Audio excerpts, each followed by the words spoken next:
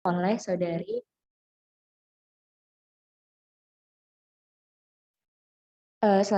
yang akan dibawa oleh saudara Nurul Hikmah Maulidia. Kepadanya saya persilahkan. Oke, baik teman-teman sekalian, sebelum memasuki pemberian materi, teman-teman akan melakukan sesi pretest terlebih dahulu, di mana teman-teman sekalian diminta untuk mengisi pretest dengan waktu 15 menit dan link pretestnya akan saya share di room chat.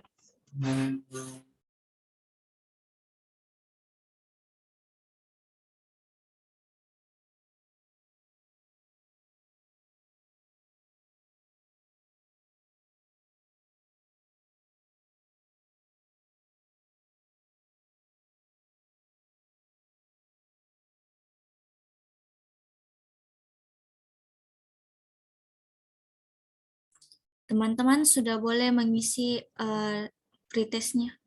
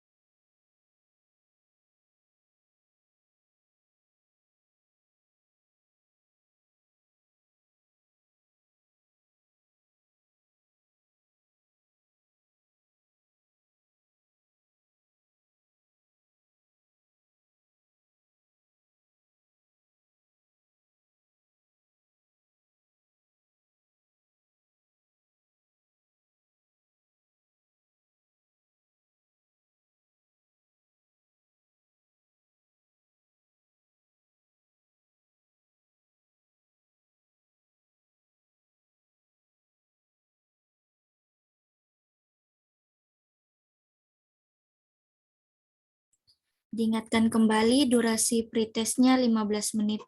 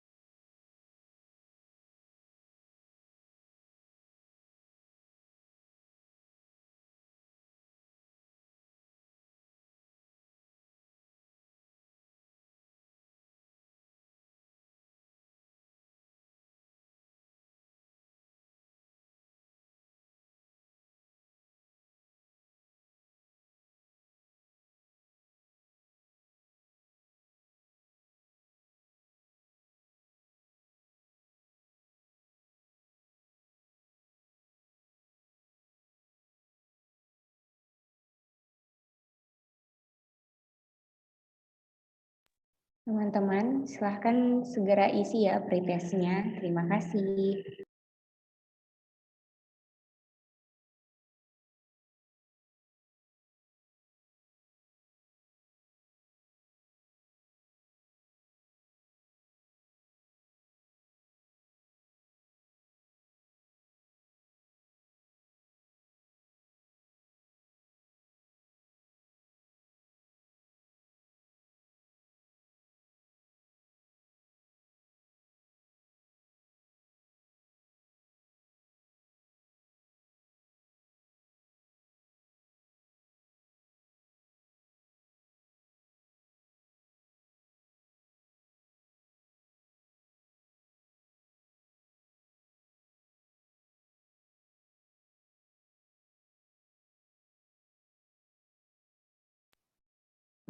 Teman-teman, bagi yang baru join, silahkan rename namanya.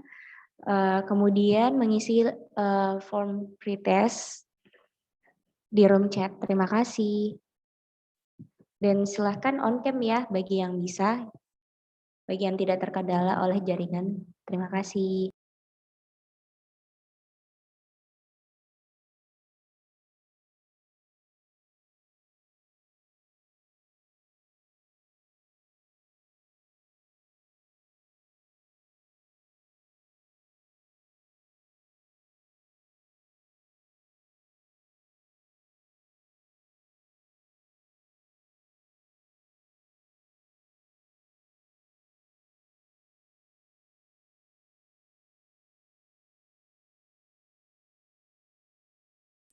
Baik, sisa waktu pengisian pretest tinggal 5 menit lagi, teman-teman.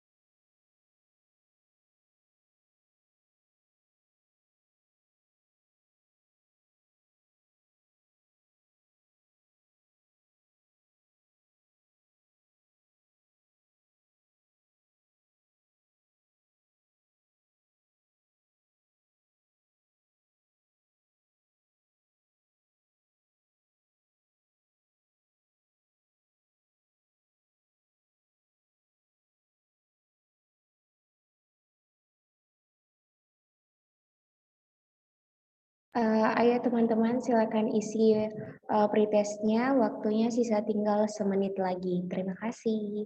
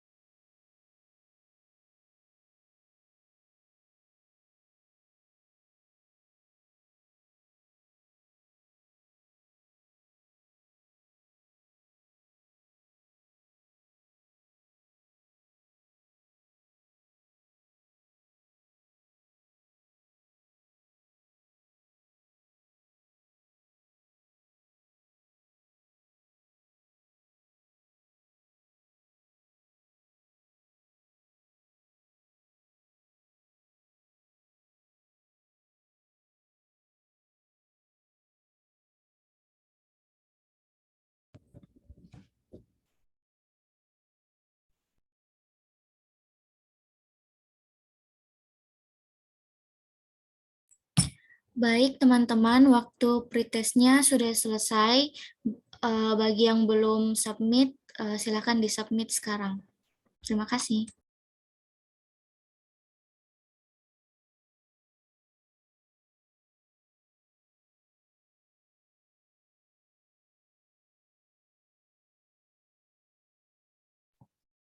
Baik, waktu pengerjaan pretest sudah habis, tapi bagi yang baru isi, silahkan isi ya teman-teman. Baik, mari kita lanjut ke acara berikutnya, yaitu pemberian materi yang akan dibawakan oleh Kak Anggi Citra Alviro, SPC. Mungkin minta tolong on cam Kak Anggi.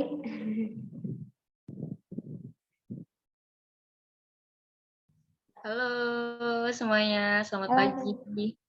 Pagi Kang Gi, gimana kabarnya hari ini Kang Gi? Alhamdulillah sehat-sehat, semoga kalian juga sehat ya. Baik Kang Gi, baik sebelum masuk ke materi hari ini, sebelumnya saya bacakan dulu ya Kang Gi, CV Kang Gi. Ya, mungkin bisa di-share screen. Baik, Kak Anggi Citra Alviro adalah personal coach dari anggicitra.co dan founder dari omajiwa.id. Berikut saya bacakan CV-nya. Education background 2015 sampai 2019 merupakan mahasiswa dari Universitas Islam Negeri Maulana Malik Ibrahim Malang, dan tahun 2020 menjalani S2 Profesi Psikologi Klinis di Universitas Surabaya.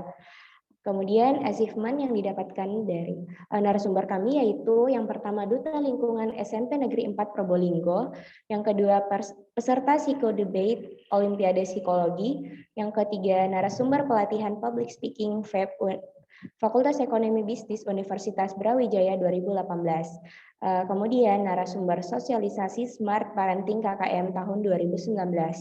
Selanjutnya, mahasiswi teraktif versi Dema F Psikologi 2017. Selanjutnya, mahasiswi terbaik angkatan 2015, yudisium terbaik 1 periode 2 tahun 2019. Wisudawan terbaik jurusan psikologi yang merupakan wisuda periode 2 tahun 2019. Adapun experience yang didapatkan yaitu Co-Social Networking LSO Peer Counseling Oasis tahun 2017. Selanjutnya General Manager Komunitas Inspirator Class Program 2017. Kemudian Ketua Dewan Eksekutif Mahasiswa Fakultas Psikologi UIN Malang 2018. Shadow Teacher 2019. Team Leader of Internal Workshop ABK pada tahun. Kemudian staf psikologi klinik, psikologi anak dan keluarga pada tahun 2019.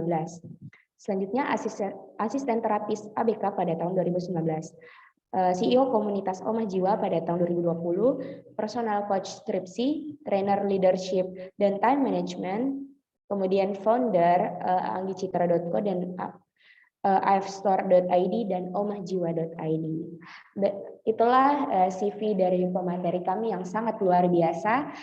Selanjutnya kami masuk ke pemberian materi yang akan dibawakan oleh Kak Anggi Citra Alviro, SPSIS. Kepadanya Kak, saya persilahkan. Mungkin bisa di-share screen teman-teman. Oke, terima kasih kepada moderator luar biasa kita, Kak Sri Dewi Saputri. Terima kasih buat teman-teman semua yang udah hadir hari ini. Dan terima kasih untuk tim panitia yang sudah mengundang aku untuk bersama-sama di sini kita discuss dan sharing bareng tentang topik hari ini, yaitu self-awareness gitu ya, untuk adaptasi kita. Ternyata bukan hanya mahasiswa baru sebenarnya teman-teman yang harus adaptasi, tapi kita yang mahasiswa mungkin yang mahasiswa pertengahan atau mahasiswa akhir itu perlu adaptasi karena setiap semester itu punya karakteristik yang beda-beda dalam perkuliahannya kayak gitu. Sekali lagi terima kasih untuk teman-teman psikologi UNM dan untuk Bapak Ibu dosen UNM yang belum bisa hadir hari ini. Semoga sehat-sehat semuanya. Oke, tadi udah Kak, ada salam dari dosen pembimbing kami, yaitu dari Kak Novita Maulia Jalal dan Kak Rajan, Kak. Ada salam. Salam balik ya. Iya, mohon maaf tidak bisa join ya Kak, karena kesibukan yang dari dosen kami. Yap, nggak apa-apa. Oke, hari ini kita ada berapa orang nih? Oke, di sini ada 42 orang bareng aku. Aku ada dua akun, berarti ada 40 orang gitu ya. Tadi udah dikenalin nama aku Anggi, teman-teman panggil aku aja Kak Anggi atau Kak Citra, terserah deh ya. Karena kebiasaannya dipanggil Kak Anggi gitu. Nah, yang belum kenal aku, tak kenal maka tak sayang, tadi udah dijelasin. Kita akan sharing bareng hari ini seputar self-awareness. Oke, sebelum aku memulai, aku kan nggak bisa lihat wajah teman-teman semua gitu ya. Mau dong teman-teman bilang siap gitu di chat kalau misalkan emang udah ready nerima materi pada hari ini. Boleh ya? Apakah teman-teman udah siap? Kalau misalkan udah siap, silahkan di kolom chat. Oke, siap. Kalau aku sih udah siap dari tadi, Kak. Oke. Siap. Siap itu bahasa Makassar gitu, Kak? Iya, Kak. Biasa ada anak tren sekarang itu, Kak. Biasanya bilang siap, kayak gitu-gitu, Kak. Oke. Kalau ziap, Z-I-E-P. Enggak ya? Itu mungkin perkataannya, Kak. Tren baru deh kayaknya. Tren baru ya, Kak. Oke. Mana nih? Masih sedikit nih yang mau siap nih. Dari 40 orang nih, aku mau yang lain juga ngomong. Kalau nggak bilang siap, berarti nggak siap nih. Aku nggak melanjutkan ya. Ayo teman-teman, bilang siap dong di room chat-nya, silakan. Jadi nggak apa-apa, meskipun teman-teman tidak bisa on cam, tapi aku pengen mastiin bahwa teman-teman juga bisa menerima dengan baik materi hari ini, kayak gitu ya. Karena kalau di psikologi itu ada yang namanya kita tuh harus here and now, gitu. Here and now ya. Jadi kita tuh harus menghadirkan diri kita tuh sepenuhnya pada aktivitas tertentu gitu. Kalau misalkan kita webinar, ya udah kita fokus webinar gitu. Pikiran kita nggak usah mikirin jemuran, nggak usah mikirin tugas, nggak usah mikirin besok hari Senin pusing gitu ya. Mungkin lagi mikirin doinya, Kak. Ya, jadi kita fokus apa yang harus kita fokusin di saat ini gitu ya, itu webinar. Oke, udah banyak nih. Terima kasih banyak untuk teman-teman peserta yang sudah siap pada hari ini. Ketika teman-teman mendengar self-awareness gitu, menurut Kak Sri Dewi nih, aku manggilnya siapa ya? Dewi aja, Kak. Oke, menurut Kak Dewi, ketika dengar self-awareness, apa yang ada di benak Kak Dewi? Kalau menurut aku sih, Kak, self-awareness itu semacam kesadaran diri kita, bagaimana itu kita tahu apa kelemahan dan kelebihan kita, sehingga itu menjadi acuan dari diri kita untuk meningkatkan potensi diri kita, Kak. Kalau itu menurut saya, Kak. Oke, 100 buat Kak Dewi. Oke, lain ya untuk teman-teman. Oke, ini jadi bukan baca loh ya, Kak. Iya. Oke, kita lanjut ya. Next. Oke, jadi hari ini kita mau bahas 5 hal ini, teman-teman. Yang pertama, definisi self-awareness. Jadi, kita akan belajar tentang makna self-awareness itu sendiri. Kemudian yang kedua, aspek self-awareness. Jadi kayak isiannya tuh apa sih gitu. Kalau buka kue itu ya, oke, bungkusnya tuh, oh ya ini namanya roti gitu. Terus nomor 2, kita akan beralih ke isinya gitu. Isinya apa ya rotinya, kayak gitu. Terus yang ketiga, mungkin ke ingredients-nya gitu ya. Kayak bahan-bahan apa sih yang mempengaruhi roti ini bisa kebuat gitu kan. Terus yang keempat, manfaat. Jadi apa ya manfaat dari roti ini? Kemudian yang kelima, langkah-langkah dalam meningkatkan self awareness nantinya. Jadi kayak kalau di pembuatan roti itu langkah-langkah untuk bikin roti itu lebih bervariasi cita rasanya kayak gitu. Oke, next. Yang pertama kita bahas tentang definisinya terlebih dahulu gitu ya. Jadi definisi atau makna dari self awareness kalau menurut teori itu kayak gini ya teman-teman, teman-teman bisa membaca atau searching nanti kalau misalkan kepo. Intinya adalah self awareness itu bagaimana proses kita atau cara kita untuk mengenali diri kita sendiri. Untuk mengenali diri, untuk melihat kelebihan dan kelemahan diri sendiri, untuk melihat potensi diri sendiri. Kan ada pepatah tuh ya, tak kenal maka tak sayang. Kalau kita nggak kenal sama diri kita, gimana kita mau sayang sama diri kita? Intinya kayak gitu. Sederhananya adalah kalau misalkan kita aja nggak bisa mengenali diri kita sepenuhnya nih, gimana ya caranya kita bisa self love? Gimana caranya kita bisa benar-benar care, benar-benar peduli sama diri kita gitu. Jadi harus kenal dulu nih. Mungkin ada yang mau ini ya sharing. Apakah teman-teman ini ya ini aja deh persentase. Berapa persen sih teman-teman sudah mengenal diri sendiri? Boleh di kolom chat. Yang mau sharing aja deh. Ini tidak wajib ya. Jadi berapa persen? Mungkin panitia juga boleh ikutan. Berapa persen sih kalian mengenal diri masing-masing gitu? Kalau aku nggak bisa bilang 100% ya, mungkin ada yang tidak aku tahu. Mungkin bisa 90-an% gitu sih kalau aku. Mungkin teman-teman 75%, 70. Ada lagi? Yuk silahkan yang lain. 60. Kalau udah di bawah 50% nih udah harus diwaspadai ya, berarti selama 20 tahun ini, mungkin usianya teman-teman aku rata-rata 20 tahun, berarti kita sedang mengenal siapa gitu. Kita sedang Oke, barusan aku nge-lag ya. Jadi kalau misalkan suaraku terputus bisa dikabarin ya, bisa disautin gitu mikrofon, open mikrofon aja. Oke, di sini rata-rata oke ada yang 50%. Berarti separuh kenal, separuh enggak gitu ya. Jadi tiba-tiba tahu gitu aja terus tiba-tiba nggak tahu arah kayak gitu ya. Jadi nanti kita bahas tentang manfaat ya. Ini dari definisi atau makna dari Kak, termute Kak. Kak Anggi, maaf termute. Oke. Kena mute ya. Iya Kak, nggak apa-apa Kak. Lanjut aja Kak. Oke, ya. Jadi ketika kita udah self awareness-nya udah cukup gitu ya, udah cukup dan tinggi gitu, kita akan berusaha untuk gimana ya caranya biar aku tuh bisa lebih happy gitu. Jatuhnya akan lebih happy, akan lebih sejahtera, akan lebih produktif, akan lebih banyak hal gitu teman-teman. Jadi ini ya, bagaimana cara mengenali diri. Next. Kemudian apa nih isiannya gitu? Apa ya kontennya? Apa sih ciri-ciri orang self awareness itu? Nah, menurut teori yang di layar ini ada 4 hal. Yang pertama kesadaran emosi. Jadi kita tuh harus tahu dan sadar terlebih dahulu nih emosi kita seperti apa. Emosi itu bukan hanya emosi marah ya, teman-teman. Jadi emosi itu kita punya 2 emosi, yaitu emosi positif dan emosi negatif. Jadi kalau kita happy, kemudian kita kayak bangga gitu, itu namanya emosi positif. Kalau misalkan kita sedih, jijik, terus apa ya, lagi itu emosi negatif, marah ya, marah. Berarti itu tuh emosi negatif. Jadi kita tuh kalau misalkan lagi ada masalah, kemudian kita tiba-tiba sedih, seharusnya tuh kita rasain dulu gitu loh, oke aku lagi sedih gitu, oke kenapa ya aku sedih ya? Tadi ada peristiwa apa ya? Kemarin ada peristiwa apa ya? Kayak gitu.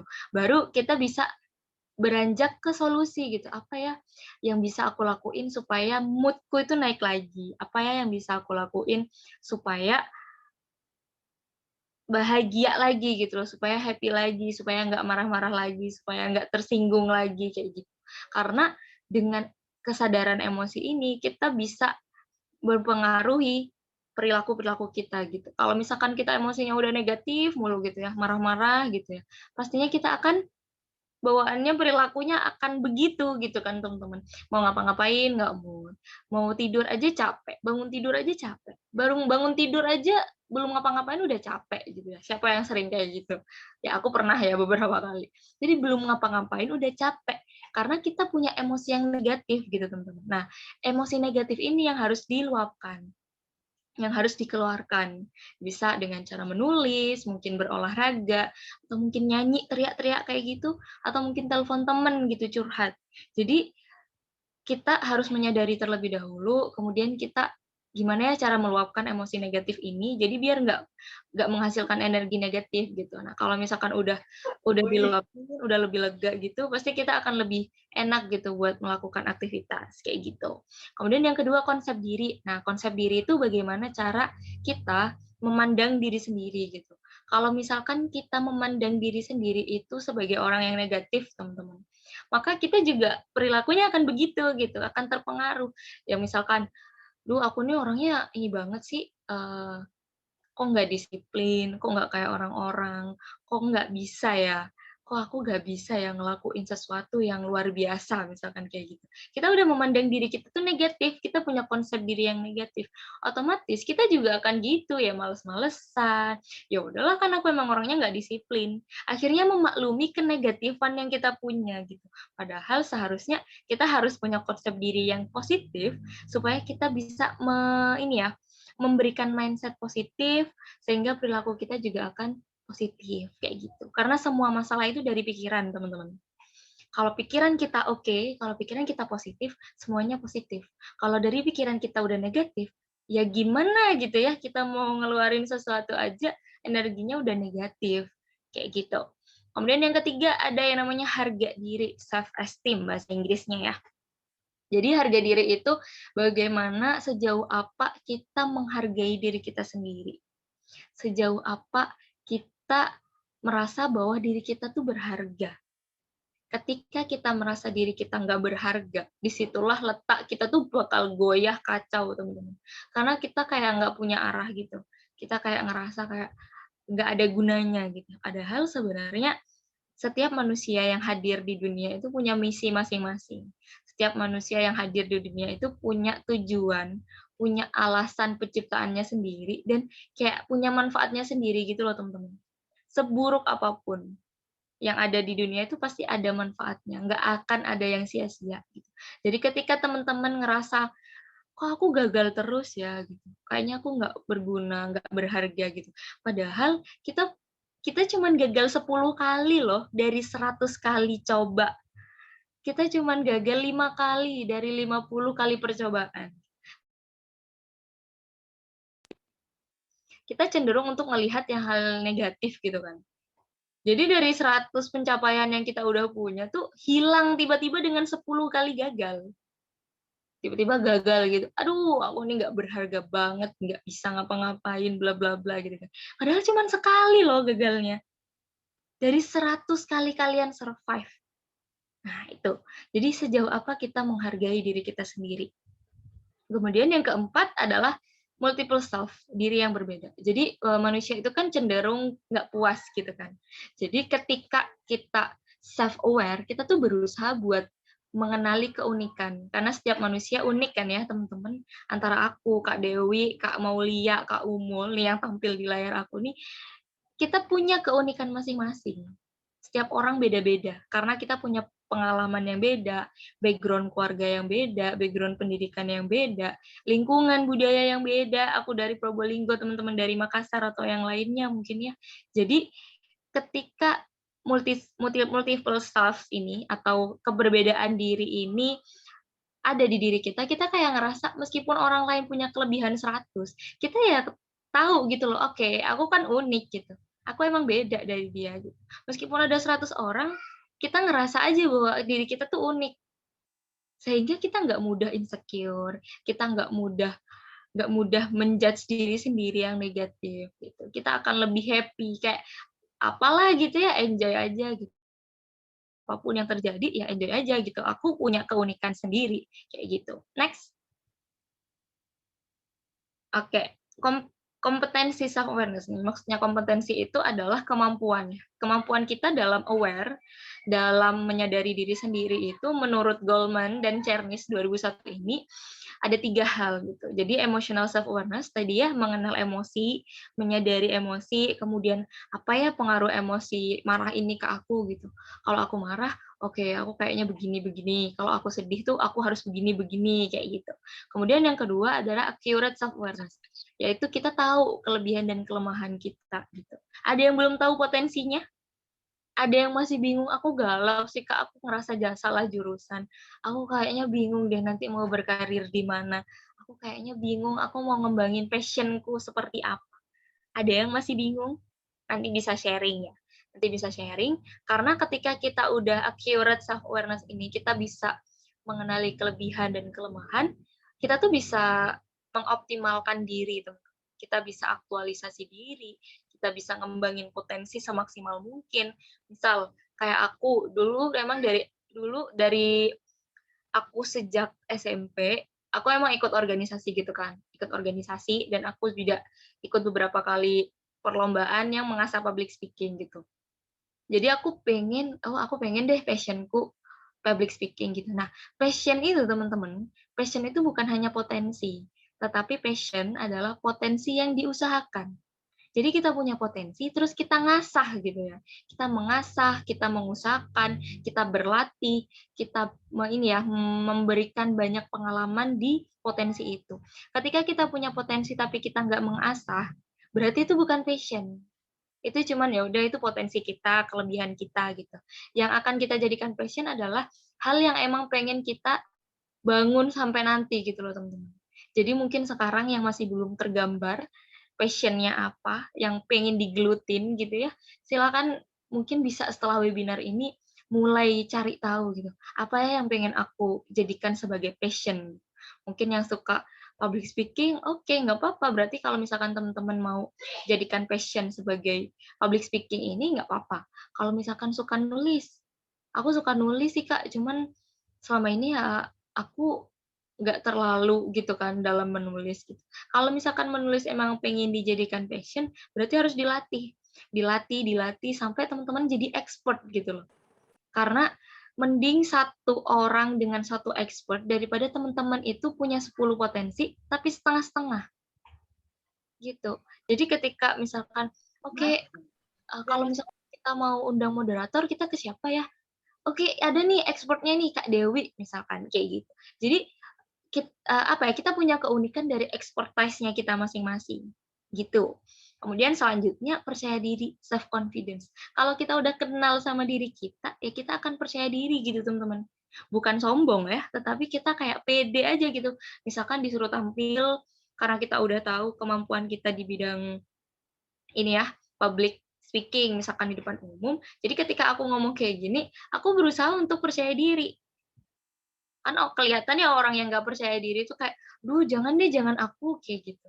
"Duh jangan deh, nanti aku gini bla bla bla," gitu kan. Belum melakukan aja udah bingung sendiri gitu, udah cemas sendiri gitu, karena tidak ada kepercayaan di dalam dirinya gitu. Kalau kita percaya sama diri kita sendiri, kita akan bisa ngembangin potensi itu, teman. Kita akan bisa lebih produktif, akan lebih maksimal dalam menjalani hidup ini, kayak gitu. Next. Oke, ada banyak faktor ya yang mempengaruhi kita itu bisa aware, bisa sadar sama diri kita sendiri sama enggak gitu ya. Jadi kalau aku bagi kedua hal itu ada faktor internal sama faktor eksternal teman-teman.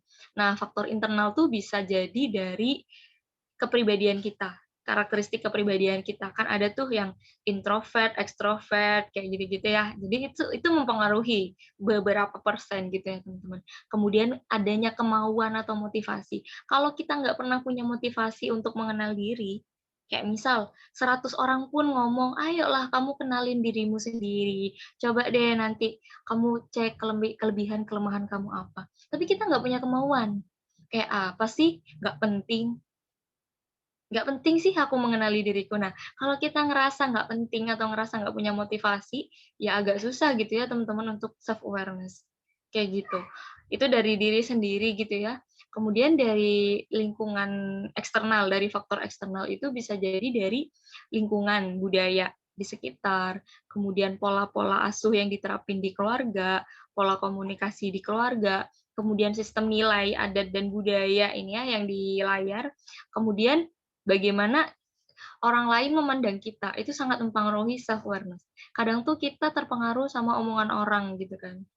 Kamu nih begini, begitu, begini gitu ya. Ada judge gitu ke diri kita yang negatif. Padahal itu tuh kontrol eksternal yang nggak bisa kita kontrol gitu teman-teman. Kita nggak bisa mengontrol bagaimana orang membicarakan kita, tapi kita bisa menutup telinga kita untuk nggak menerima itu gitu.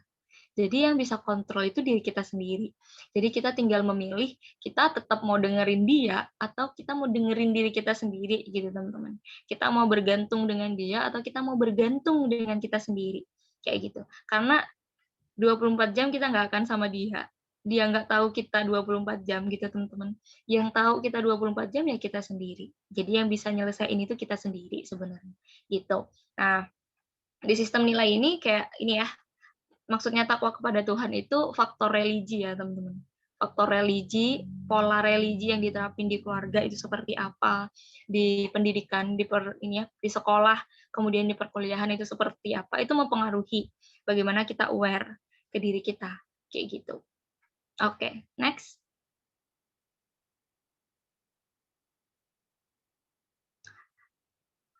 Oke, di sini manfaat ya, manfaat dari self awareness. Sebenarnya banyak banget ya teman-teman, manfaat self awareness.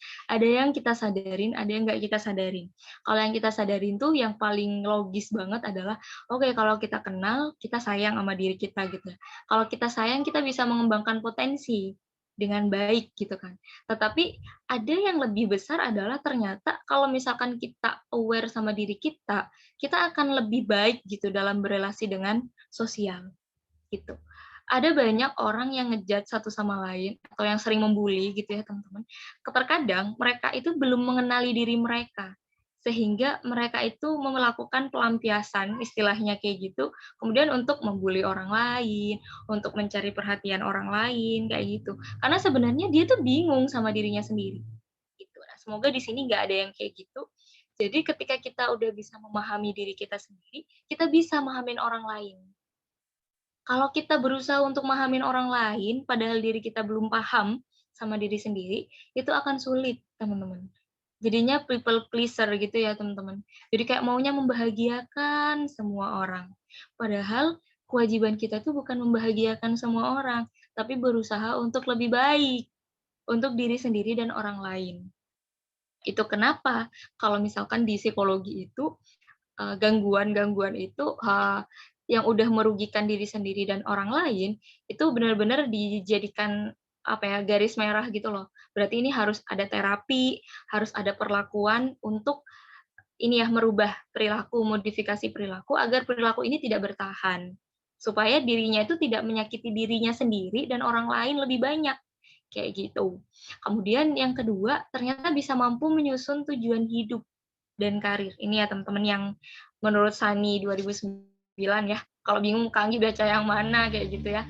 Jadi kita kalau misalkan udah tahu diri kita, udah bisa memahamin orang lain, udah bisa berelasi dengan baik, pede-pede aja gitu ya ketemu orang baru, kita tuh kayak punya bisa merencanakan gitu. Besok aku ngapain ya 1 minggu ke depan, targetku apa ya, goalsku, tujuanku di 1 tahun, 2 tahun, 3 tahun, 10 tahun itu apa. Kita udah punya gambaran gitu. Meskipun itu tidak tertulis, teman-teman. Kadang kita kan punya gambaran, oh iya ya 5 tahun ke depan kayaknya aku menikah deh. Kayaknya aku punya anak deh. Kayaknya aku udah lulus S2 deh. Kayaknya aku udah lulus S1 deh. Jadi walaupun itu tidak tertulis, tapi itu kayak ada di benak teman-teman gitu, ada di pikiran kita bahwa oke, target ke depannya aku akan kayak gini deh. Kan nggak mungkin ya kamu rencana minggu ini mau ngapain, ada acara apa? Misalkan kita ditanyain kayak gitu. Duh, apa ya? Nggak tahu sih aku, apa kata besok gitu. Besok ngapain terserah deh. Jadi kita nggak punya arah gitu loh teman-teman. Kita nggak punya yang namanya target.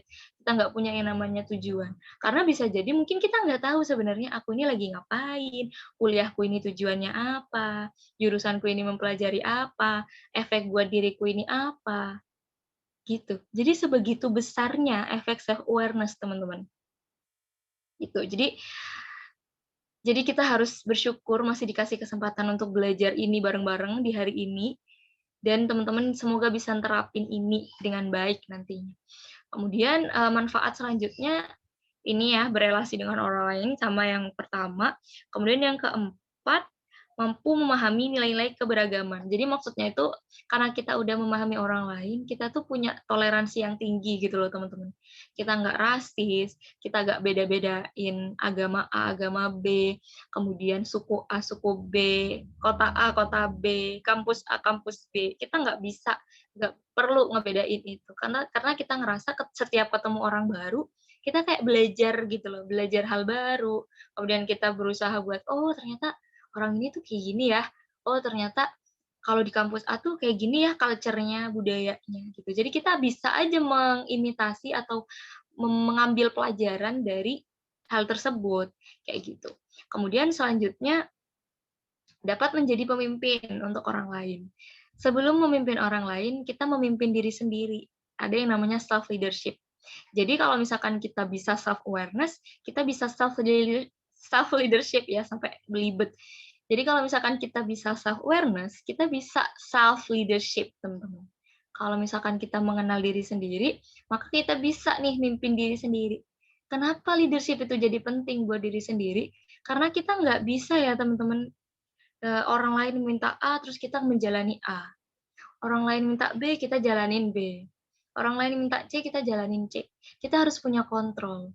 Yang mengontrol kita itu ya diri kita sendiri, yaitu self leadership-nya kita gitu ya teman-teman. Jadi kapan kita harus mengikuti A, kapan kita harus mengikuti B, kapan kita harus menuruti dia, kapan kita harus menolak, itu benar-benar harus ada di dalam diri kita. Jadi nggak semua orang kita harus turutin teman-teman.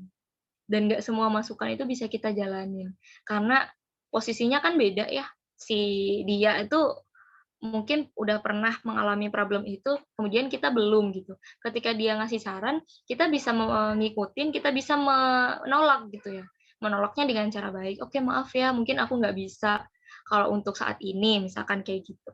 Jadi jelaskan, komunikasikan apa yang kita tolak gitu teman-teman. Misalkan teman-teman mau ngerjain skripsi, terus tiba-tiba atau tugas ya, terus tiba-tiba ada teman-teman lainnya yang ngajak ngopi, yuk ngopi yuk gitu, nongkrong nih gitu ya.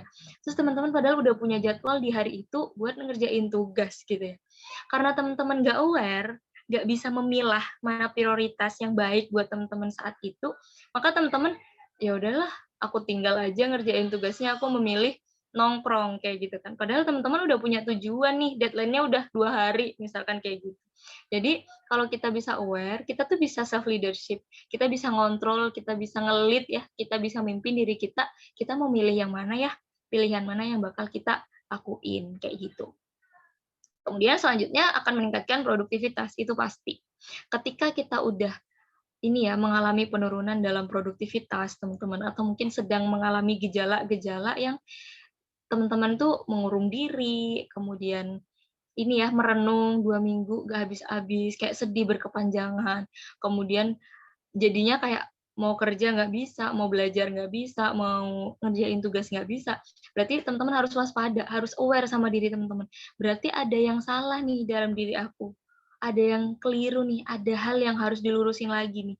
Berarti kan ada sesuatu alarm yang tubuh kita tuh pengen tunjukin bahwa kamu nggak baik-baik aja loh, gitu. Misal kita sedih atau tiba-tiba kayak nggak mood gitu ya.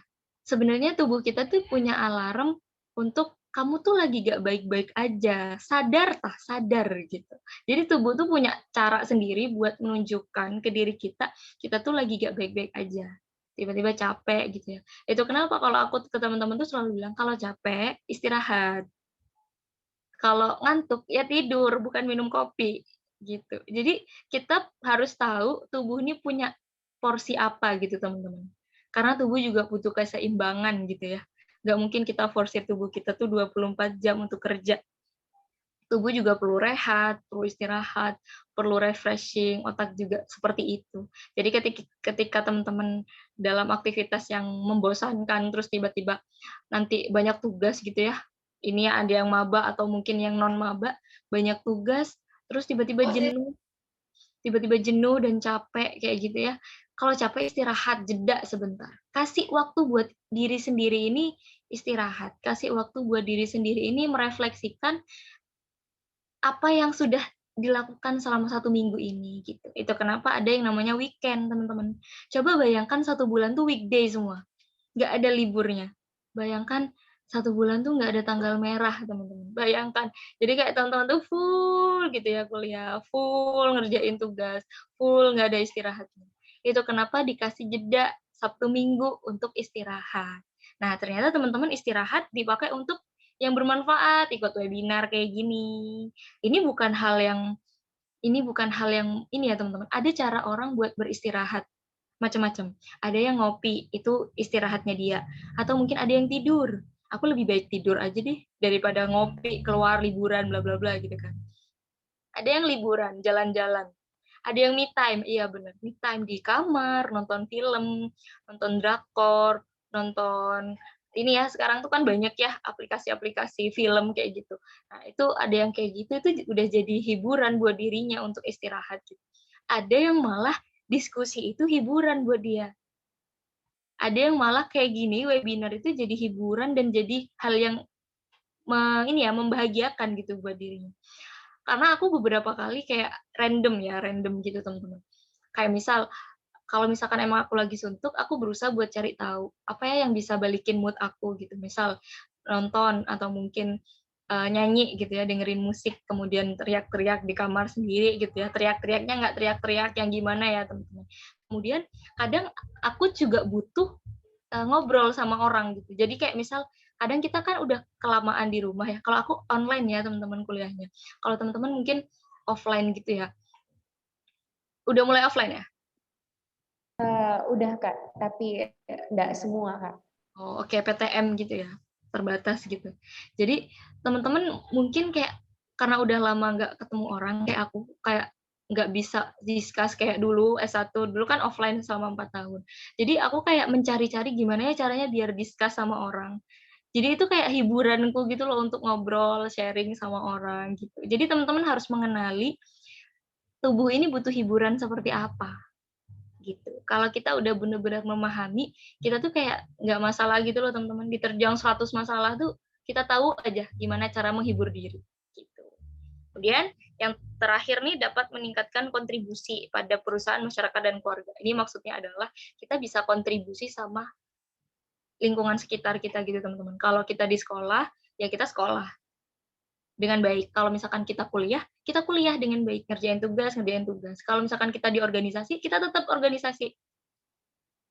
Kita tetap menjalankan proker gitu ya, program kerja. Kalau kita di rumah ya kita tetap bisa memposisikan kita di rumah sebagai anak atau sebagai tante gitu ya, kayak aku sebagai tante, sebagai anak di rumah gitu.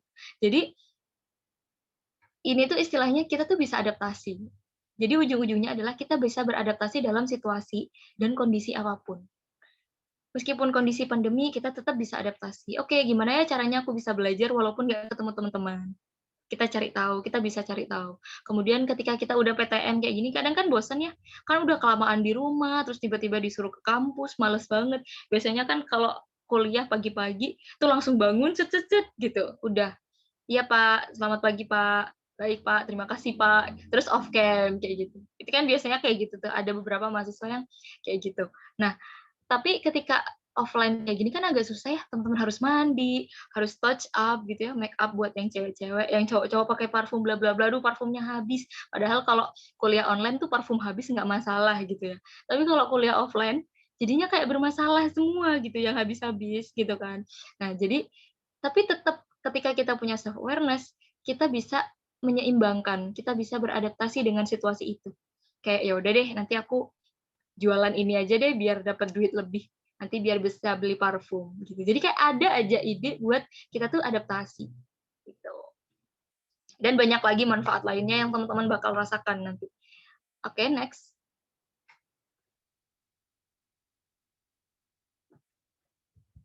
Oke, nah kita sekarang beralih ke gimana Kak terus untuk meningkatkan self awareness kita. Sebenarnya banyak cara ya teman-teman untuk mengenali diri sendiri gitu. Yang pertama adalah yang di sini strategi coping. Jadi strategi coping itu strategi kita dalam mengatasi stres. Kan setiap orang kita pasti ngalamin yang namanya stres ya teman-teman. Nggak mungkin enggak. Karena setiap detik, mungkin setiap menit, setiap jam, kita ada yang namanya stresor atau tekanan. Jadi tekanan itu adalah hal yang tidak sesuai ekspektasi kita atau yang tidak sesuai sama keinginan kita gitu. Jadi ada aja yang bikin crash, ada aja yang bikin sebel gitu ya. Kayak misal hari ini aku harusnya ngerjain tugas nih full gitu sampai malam. Tapi tiba-tiba tiba-tiba orang tua minta buat yuk keluar kita beberes misalkan atau kita bersih-bersih. Itu kan hal yang udah memicu gitu ya. Hal yang udah menekan kita buat kamu tinggalin aja kebutuhan kamu, keinginan kamu, sekarang kita bersih-bersih. Itu sebenarnya udah ketika kita kayak, gimana sih gitu, itu sebenarnya kita sedang ngalamin ini ya, kayak stres. Jadi tubuh kita itu punya alarm mana yang bahaya, mana yang enggak gitu kan. Kayak misal gerak refleks, kalau ada panci panas kemudian kita kepegang kan panas tuh. Sebenarnya tubuh ini udah ngasih alarm, tuh bahaya, bahaya kayak gitu. Intinya istilahnya kayak gitu ya. Jadi ketika kita udah kayak ngerasa terancam, ngerasa nggak aman karena suatu masalah, berarti kita ada yang namanya stres gitu. Proses diri dalam merespon stresor atau merespon permasalahan yang ada di diri kita. Jadi kita ngalamin stres. Nah, ketika kita terpuruk dengan stres itu, teman-teman, kita kayak mikirin aja dulu gimana sih ini nggak selesai-selesai, dipikir aja terus, dirasain terus-terusan gitu. Tapi nggak ada solusi. Ya sama aja gitu ya teman-teman. Jadi kalau misalkan kita habis ada masalah, terus kita mikirin, oke, masalah ini tuh kayaknya timbul gara-gara ini deh. Terus kita rasain, oke aku jengkel, oke aku sedih, oke ya kita udah aware tuh ya. Terus selanjutnya kita harus beralih nih ke step selanjutnya, yaitu menyusun gimana ya caranya bisa nyelesain ini, gimana caranya bisa nyelesain tugas dalam waktu 1 hari, gimana ya caranya biar aku tuh bisa memanage waktuku 1 minggu itu nggak main game terus, misalkan kayak gitu. Jadi strategi coping ini yang bakal digunain untuk teman-teman menyelesaikan problem itu, gitu.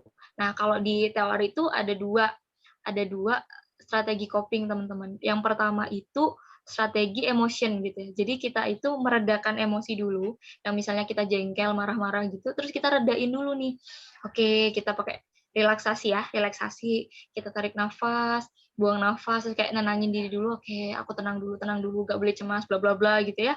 Itu strategi coping yang emotional focus coping gitu. Jadi kayak kita tuh fokus dulu sama meredakan emosinya kita dulu. Baru kita melakukan aktivitas lagi, kita nyelesain lagi permasalahannya, kita nyusun strategi lagi, kita nyusun planning yang baru lagi untuk nyelesain itu. Nah, ada juga strategi coping yang kedua. Jadi langsung problem focus coping gitu. Jadi kayak langsung fokus ke masalahnya gitu. Jadi langsung, yaudah nih kalau misalkan ada masalah kayak gini, gimana ya caranya aku buat nyelesain kayak gitu. Tapi ada beberapa problem, jadi ini bergantung menyesuaikan diri ya teman-teman, nggak ada yang lebih baik, nggak ada yang lebih buruk, karena kita punya strategi coping masing-masing. Jadi kalau misalkan teman-teman teman-teman punya masalah yang bikin marah gitu ya. Jadi teman-teman harus mengenali terlebih dahulu, kayaknya aku harus meredakan dulu, baru aku beraktivitas lagi gitu. Ada orang yang dia itu langsung bisa beraktivitas gitu loh, terus meninggalkan amarahnya. Ada yang kayak gitu. Jadi teman-teman bisa mengenali teman-teman itu punya strategi problem solving yang seperti apa. Haruskah menenangkan diri dulu baru ngerjain tugas, atau nggak masalah ngerjain tugas sama sebel-sebel gitu, kayak gitu. Nah, itu harus dikenalin ya. Kalau misalkan teman-teman nyaman dengan hal itu nggak masalah teman-teman, nggak apa-apa. Jadi kayak apapun yang menjadi strategi problem solving, asalkan tidak merugikan diri sendiri dan orang lain, lakuin aja selagi itu positif, gitu. Kemudian yang kedua dengan teknik model Johari Window gitu ya. Bisa next ya, ini ada. Jadi Johari Window itu bapak salah satu ini ya teman-teman ya, salah satu tokoh yang mencetuskan teori ini.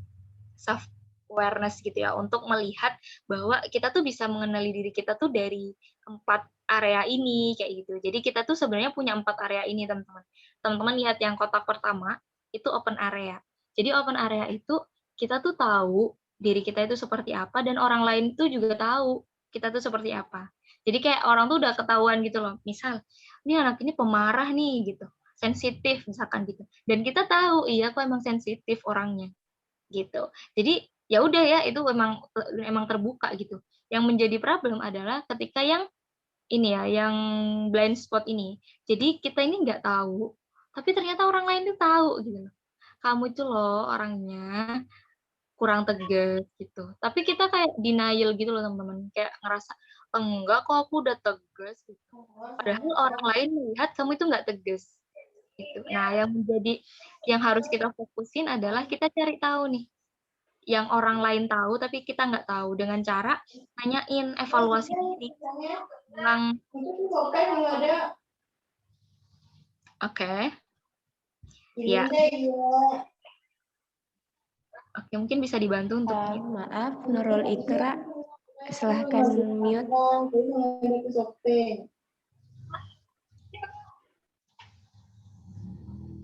oke Maaf ya, Kak. lanjut ya jadi kalau misalkan ini ya evaluasi diri tadi kita bisa nanyain aku mau evaluasi diri nih coba sih apa sih yang menurut kamu menjadi kelebihan aku dan kelemahan aku apa sih yang menurut kamu tuh aku harus tingkatin apa sih yang nggak kamu suka dari aku misalkan gitu evaluasi ini bisa sharing sama teman sahabat atau pasangan mungkin ya yang punya pasangan atau ke bapak ibu orang-orang terdekat adik kakak bisa ya semua orang yang emang mengenal kita tanyain aja apa sih yang kurang dari aku menurut kamu gitu. Jadi misal abis ngelakuin aktivitas apa, menurut kamu aku kurang apa? Itu sebenarnya sebagian dari evaluasi diri dan sebagian dari cara kita mengenali diri sendiri gitu teman-teman.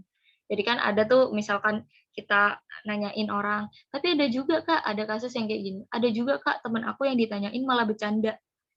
Enggak, jadi kayak nggak mau nunjukin kelemahan aku, Kak, gitu. Takut ngerusak pertemanan lah atau apa, kayak gitu kan. Ada kan yang kayak gitu, yang dia itu takut membuat temennya itu sakit hati, kayak gitu.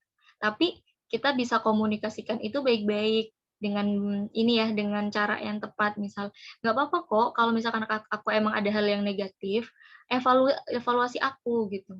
Nggak apa-apa ngomong gitu ya, kalau bahasa Jawa tuh ngomong gitu loh, bilang ke aku gitu. Bingung ya ngomong. Jadi kayak bilang aja ke aku apa yang menjadi kekurangan aku biar aku bisa perbaikin diri. Kamu tega ke aku kayak gini terus gitu. Jadi kayak udah kayak ini ya talk to teman-teman yang emang tuh udah deket banget kan pasti kayak lebih deep gitu ya, lebih dalam gitu kan ngobrolnya kayak gitu. Karena ada juga yang bilang bahwa sahabat yang baik tuh, teman yang baik tuh bakal menegur kita sekalipun kita salah gitu kan. Jadi kita juga bisa cek apakah dia benar-benar mengenal kita atau belum gitu. Nah, terus ada juga yang namanya hidden area, teman-teman. Kita tahu diri kita tapi kita nggak nunjukin ke orang lain. Orang lain tuh nggak tahu kalau kita tuh kayak gini loh. Nah, itu hidden area gitu. Terus ada lagi unknown. Jadi kita tuh nggak tahu, orang lain juga nggak tahu. Sama-sama nggak tahu gitu. Jadi yang itu biarin aja. Karena kan nggak ada yang tahu tuh. Kita juga nggak sadar, orang lain juga nggak sadar. Yang harus kita fokusin adalah yang open area sama blind spot. Jadi yang harus kita fokusin adalah hal yang kita tahu dan orang lain tahu. Gitu. Kalau misalkan emang yang hidden area emang sengaja kita sembunyiin, misal kita punya potensi menyanyi, tapi kita nggak mau nunjukin kalau kita bisa nyanyi. Malu misalkan atau mungkin enggak emang aku nggak mau passion di situ. Ya udah kita nyanyi di dalam kamar mandi atau di dalam kamar aja gitu. Nggak masalah. Nggak apa-apa, karena kan tidak merugikan ya, kita nggak bikin sedih, nggak bikin orang lain rugi gitu kan. Nah, yang kita fokusin adalah open area dan blind spot-nya. Jadi ini yang harus teman-teman cari tahu, ini yang harus teman-teman kembangkan, ini yang harus teman-teman fokus buat diri kita tuh lebih baik, lebih optimal dalam bertumbuh, dalam berkembang, kayak gitu. Next. Oke, nah selanjutnya ada teknik lagi nih cara mengenali diri. dan meningkatkan diri sendiri. Misal yang udah terlanjur di jurusan ini gitu ya, di jurusan apa deh, sekarang aku nggak tahu teman-teman jurusan apa aja, jadi nggak apa-apa, tetap dilaksanain aja, karena ada pepatah yang bilang finish what you started gitu kan. Selesaikan apa yang kamu mulai.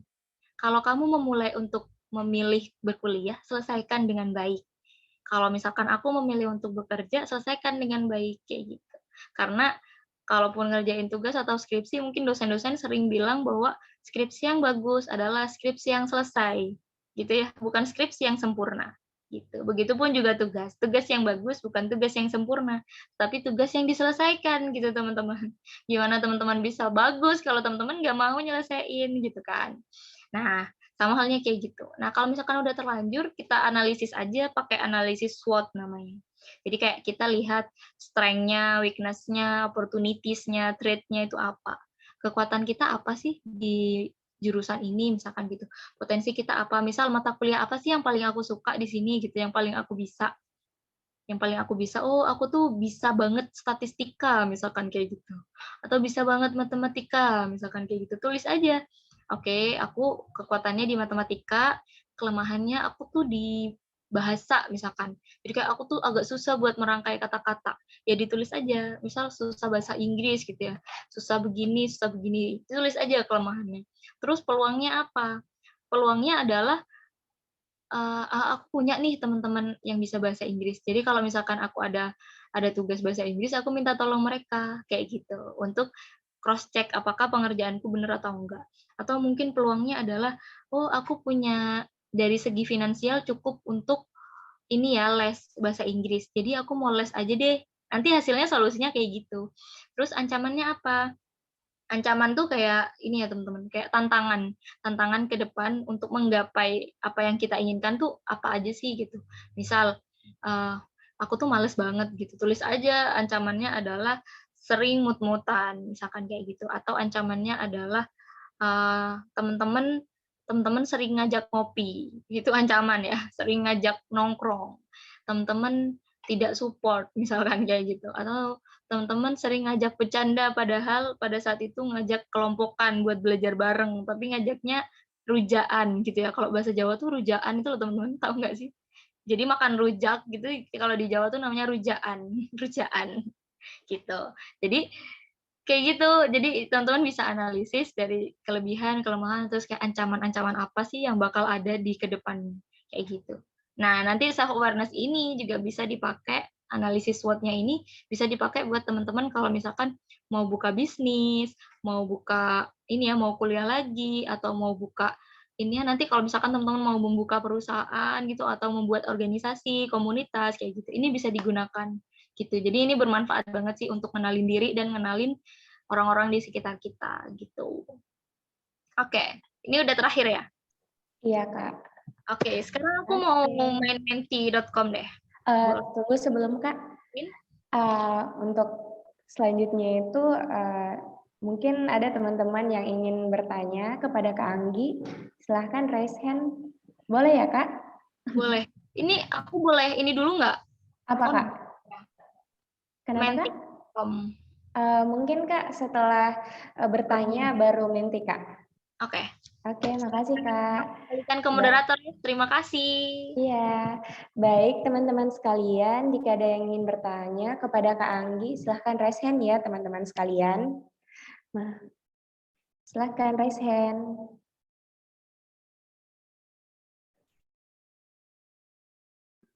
Oh, semuanya dari psikologi ya? Iya Kak.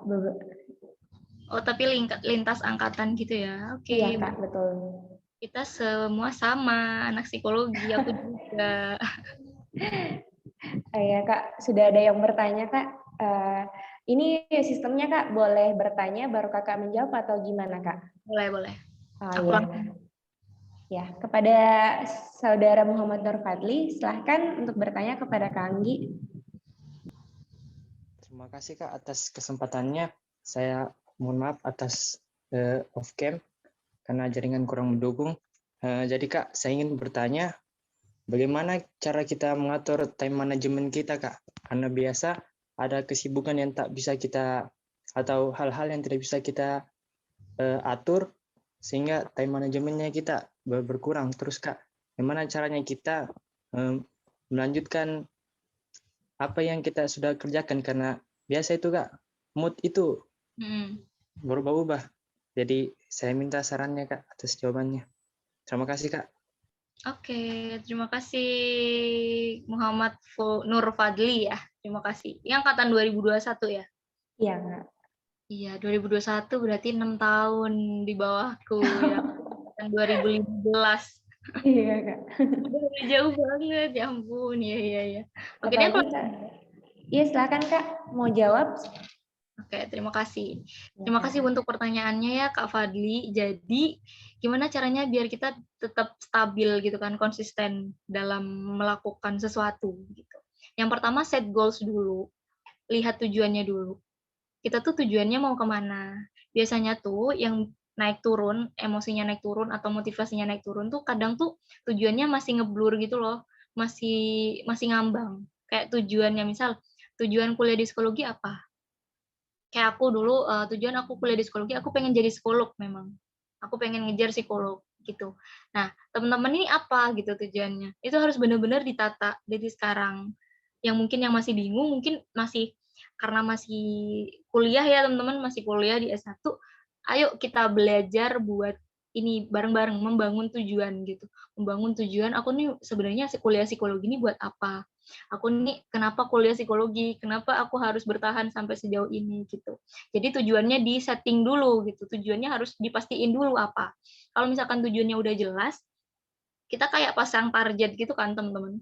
Oke, target 1 semester ini fokusnya mau di ini deh, mau ningkatin organisasi misalkan, terus semester 2 mau fokus di mata kuliah tertentu. Karena misal mungkin kita tujuannya adalah misal aku pengennya itu psikologi anak dan remaja gitu nantinya pengennya, berarti aku harus men-set tujuan dan target aku itu belajar tentang hal-hal yang berbau perkembangan kayak gitu, berbau psikologi anak dan remaja kayak gitu. Nah, teman-teman juga kayak gitu. Jangan nunggu semester akhir ya untuk ngelihat aku nih kayaknya harus industri, aku klinis aja deh Kak, aku pendidikan aja. Jangan nunggu semester akhir. Kalau bisa sedari awal mungkin kita udah sadar gitu, kita udah tahu tujuan kita mau kemana, kayak gitu. Nah itu ya set tujuan, terus nanti kita pasang target per semester atau mungkin per bulan, kayak gitu ya, atau per minggu gitu ya. Dan ingat teman-teman, target atau plan atau rencana yang kita susun, itu nggak semuanya akan terjadi.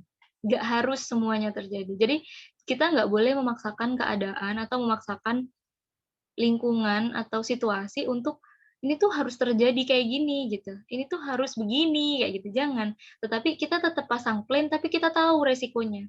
Resiko terburuk adalah itu tidak terjadi gitu. Resiko terburuk adalah aku nggak bisa melakukan itu semua gitu. Jadi kita tetap punya target untuk kita tuh lebih termotivasi, tapi kita tetap punya apa ya namanya tuh punya tameng, punya backup bahwa ya udah deh nanti kalau nggak terjadi nanti aku nyusun plan B, plan C, plan D sampai Z kayak gitu. Jadi kita kayak muter terus gitu loh teman-teman, muter otak gitu. Jadi kalau ini nggak bisa berarti aku kayak gini aja deh. Kalau kayak ini nggak bisa kayak gini aja deh kayak gitu. Itu yang ketiga ya, habis set goals, habis itu susun targetnya apa, habis itu yang ketiga sadarin dulu bahwa semua target itu nggak harus 100% tercapai gitu. Karena kenyataan lebih baik gitu ya teman-teman.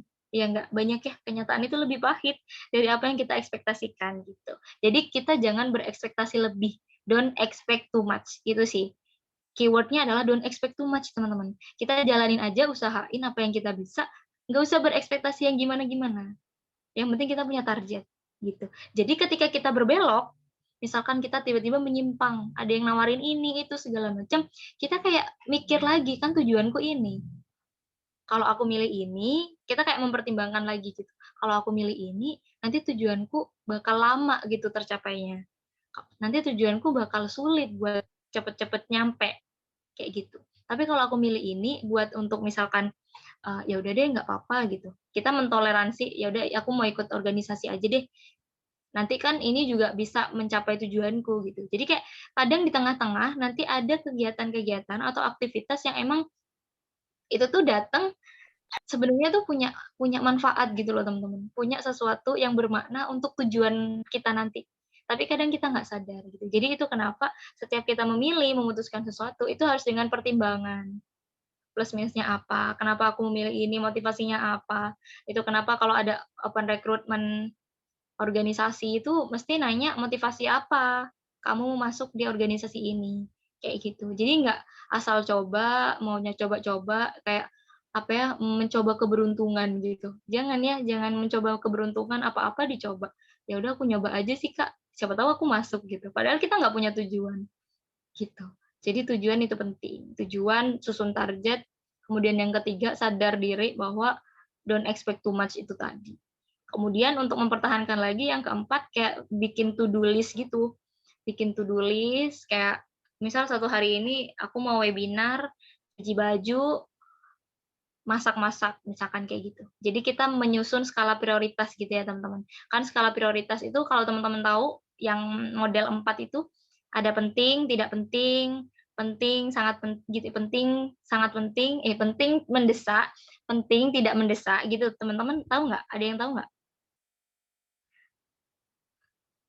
Tahu Tahu ya? Kak. Ah, itu. Jadi bisa dari situ nyusunnya. Jadi kayak apa sih kegiatan yang penting dan mendesak? Misal tugas dikumpulin H-1, itu mendesak, itu harus dikerjakan, benar-benar dikerjakan. Terus ada lagi yang tidak penting, tapi mendesak. Tiba-tiba diminta buat beli-beli apa gitu di rumah ya, diminta buat cuci baju gitu. Padahal itu menurut kita itu tidak penting gitu kan, itu bisa ditinggalin kayak gitu. Tapi nggak apa-apa, berarti itu kita bisa minta bantuan orang lain. Mungkin minta bantuan orang-orang di rumah lain, "Maaf ya aku lagi ngerjain tugas," gitu. "Boleh nggak minta tolong?" Kayak gitu. Terus ada lagi yang tidak mendesak tapi penting, gitu. Tidak mendesak tapi penting, kayak misal tugas tapi masih 1 bulan lagi. Nah, itu tetap kita tulis. Tapi nggak harus dikerjain sekarang, tapi menjadi hal yang harus diprioritasin. Terus ada lagi yang nggak penting, yang nggak mendesak, kayak misal main game, kemudian nonton film, kemudian kegiatan-kegiatan lain lagi yang emang itu tuh bersifat hiburan aja gitu teman-teman. Nah, time management ini tuh bisa teman-teman gunain untuk manajemen gitu, self management juga gitu. Jadi kalau misalkan kita tahu prioritas kita setiap harinya itu apa, kita bakal kayak misal berbelok, lurus lagi gitu teman-teman. Akan gampang buat ngelurusin lagi. Misal diajak teman-teman ngopi, kita tahu tujuan kita nih, target kita hari ini apa, prioritas kita hari ini apa, kita bakal balik lagi gitu ke tujuan kita gitu. Jadi to-do list itu penting. Dan misalkan kalau aku dulu sering bikin to-do list gitu, misal satu hari 10 kegiatan gitu ya. Misalkan yang bisa dikerjain cuma 5 kegiatan, ya nggak apa-apa. 5 kegiatannya buat besok gitu. Jadi kayak sistem hutang gitu loh teman-teman. Kalau satu hari ini nggak bisa ngerjain, berarti besok. Besok lagi sampai itu benar-benar tuntas. Kayak gitu. Begitupun ketika kita kayak mau leyeh apa ya bahasa Makassarnya, kayak mau rebahan gitu ya. Santai, Kak. Kan cuman mau rebahan aja misalkan kayak gitu ya, mau santai-santai gitu. Padahal ada tugas nih, H-5 misalkan kayak gitu. Nah, itu tuh kayak sistem hutang, teman-teman. Kalau teman-teman mau rebahan satu hari ini mau rebahan terus nggak masalah. Tetapi teman-teman punya hutang untuk hari berikutnya buat begadang, buat ngerjain ngebut-ngebutan, pikirannya cemas-cemas gitu ya. Jadi kayak itu kayak udah sistemnya gitu loh teman-teman. Kayak udah antara setiap hari itu bakal berkaitan. Kalau hari ini kita santai-santai, besok bakal begadang gitu. Kalau hari ini kita kayak terlalu santai, nggak punya tujuan kayak gitu, nanti kita bakal rasain di 1 minggu, sebulan, setahun ke depan kita kayak bingung gitu loh teman-teman. Kok aku kayak gini sih gitu? Kok aku kayak nggak punya arah gitu? Pasti bakal ngerasain gitu. Nah, sebelum itu terjadi, kita harus aware dari sekarang. Itu ya, Kak Fadli. Semoga menjawab. Terima kasih. Baik, itu jawaban yang diberikan oleh Kak Anggi. Bagaimana Fadli? Apakah masih ada yang ingin ditanyakan kepada Kak Anggi? Saya kira Kak sudah cukup, sudah menjawab pertanyaan saya. Terima kasih Kak. Ya, sama-sama. Terima kasih juga Kak Anggi. Selanjutnya, apakah ada teman-teman lagi yang ingin bertanya? Ya Kak. Kepada Raden Maulana, saya persilahkan untuk bertanya.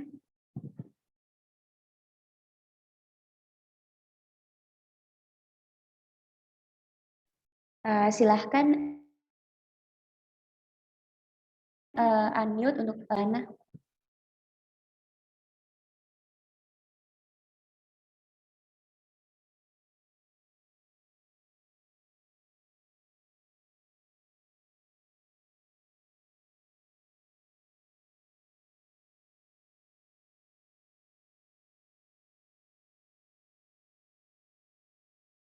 Iya, silahkan. Atau mungkin kirim pertanyaannya lewat room chat, tidak apa-apa kali ya. Ya, itu Kak, mungkin di room chat-nya Kak. Terima kasih. Saya bacakan ya Kak, dari pertanyaan Raden Maulana, yaitu saya ingin bertanya, seperti apa dampak yang akan didapatkan saat menyadari kesadaran diri dalam aspek sosial, intelektual, dan emosi seseorang terhadap diri sendiri. Itu Kak. Oke, terima kasih Raden Maulana ya. Angkatan berapa Raden Maulana? Angkatan 2020. Oke. Untuk dampaknya, tadi sebenarnya udah dijelasin secara umumnya gitu ya. Jadi dampak kita itu bisa self-aware sama diri kita, bisa sadar diri itu pastinya kita bisa kayak kontrol emosi gitu teman-teman. Jadi kita lebih bisa kontrol. Ketika kita marah, kita nggak langsung marah. Kita kayak bisa melihat dulu gitu loh, oke aku marah, kenapa ya aku marah gitu, oke aku sebel sama dia. Gimana ya biar aku tuh nggak merugikan dia gitu, nggak merugikan diri aku sendiri gitu. Jadi kayak sebelnya tuh dikelola gitu loh teman-teman. Marahnya tuh dikelola, sedihnya dikelola gitu. Jadi stres itu pasti bakal ada gitu teman-teman. Masalah itu pasti bakal ada. Tetapi bagaimana cara kita mengelola masalah ini gitu.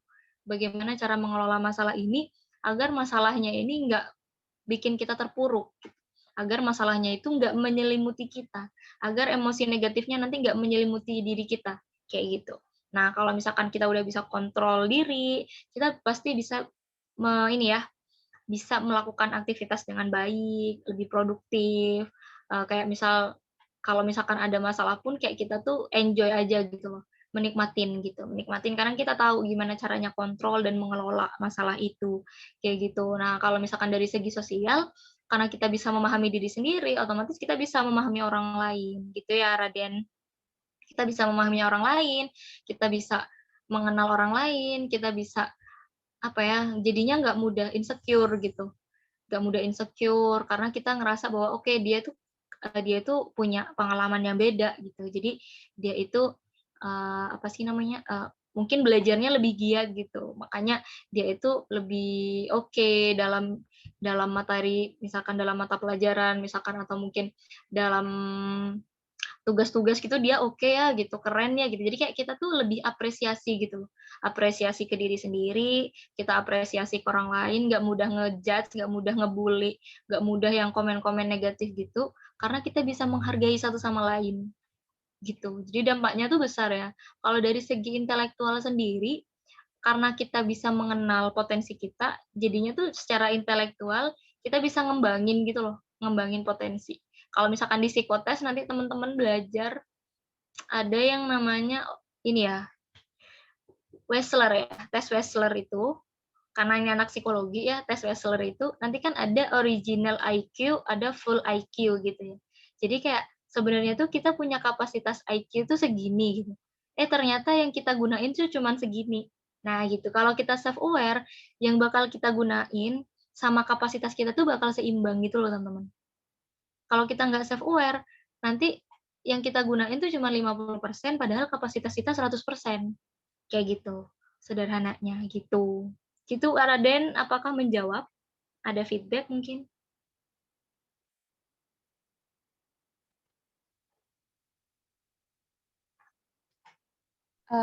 Mungkin Kak, karena terkendala jaringan Kak, karena hujan, mungkin ada pertanyaan lagi Kak yang, oh ya, katanya sudah cukup Kak. Terima kasih ya Kak. Selanjutnya ada satu pertanyaan lagi Kak dari Livi Alreviani Kak, boleh?